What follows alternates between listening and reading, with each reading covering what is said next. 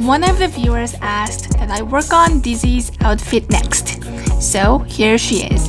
Dizzy is complicated. She looks like a really simple character, but she really is not. She has so many layers that it is really hard to peel out all the different aspects of her character.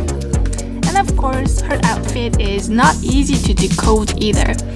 Most of her outfits look like she came out of paintball fight. And she looks like she was the target of everyone. She does not dress like her mother, Drizella, or her grandmother, Lady Tremaine, although she wore a large gem around her neck in her first outfit. She definitely does not dress like Cinderella either, so this is just a very confusing character. So the inspiration for her dress is her previous outfits from the Descendants movies and her mother's dress from the live-action version of Cinderella. So we're going to keep her color deep dark green. We're also going to put some ruffles. We are going to keep the Edwardian style of dress cut. Instead of paint splashes, I was thinking of putting on lots of flowers.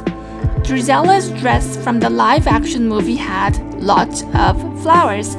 These dresses are like explosion of different kinds of fabric and colors and lots of ribbons and buttons usually.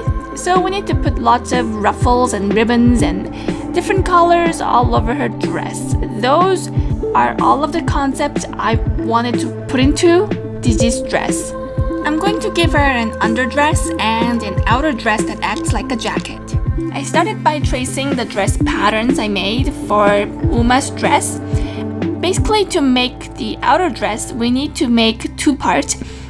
I'm going to need the bottom part of the dress, which goes from the ribcage to the knees. The top part has the arms and open neck area, so the dress underneath can be shown. The dress closes like a corset in the middle. This is a front opening dress that flares out toward the bottom. To make the outer dress, we cut out one front panel and one back panel. They start from below the chest, sew them together, cut open the front, and then sew the front and back together with a black string to make it look like a corset. To make the top part, we cut out one front panel and one back panel, sew them together, cut open the front panel, and we need to add the arms onto the top part.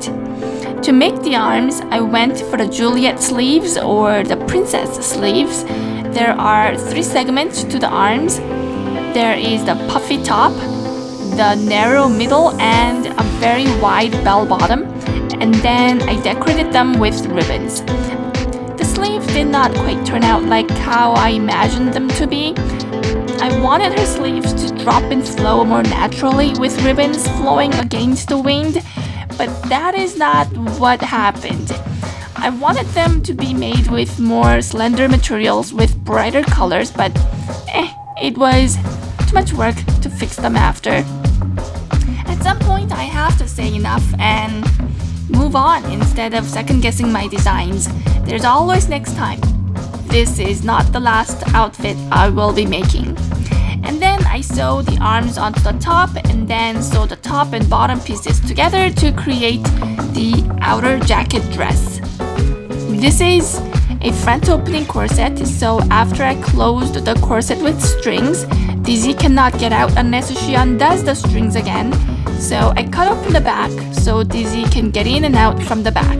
Basically, I cut open the back into 2, added additional flaps, so there are some areas where I can attach some velcros. Next, let's talk about the black dress underneath. I wanted her dress to be made of lots of ruffles, but I only have the suitable material in black, so her dress became black. Basically, the dress is an A-line dress. I cut out one front panel and one back panel, sew them together, and then I cut out a long rectangular strip. I squeezed them so there are lots of horizontal folds. I sewed the strip onto the top of the dress, and then we have the basic shape of the dress. For the bottom of the dress, there are 3 layers made of chiffon. Basically, I cut out long, oversized rectangular strips and keep folding them to create the ruffles until they are about the width of the dress. I sew the 3 layers onto the dress.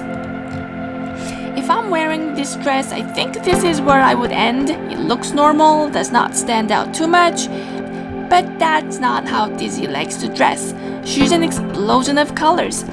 So I wanted to add lots of flowers. I cut out some flowers and glued onto the outer jacket, both front and back. Maybe I could have added some more. And then Dizzy's outfit is done. It feels like something is missing though. The outfit doesn't quite feel like the Dizzy, but maybe I'm being too critical. I've been staring at this outfit for too long and my opinion is distorted at this point. Anyway, we have an outfit for Dizzy. Maybe I will come back and do a touch-up on her outfit after everyone else's outfits are done.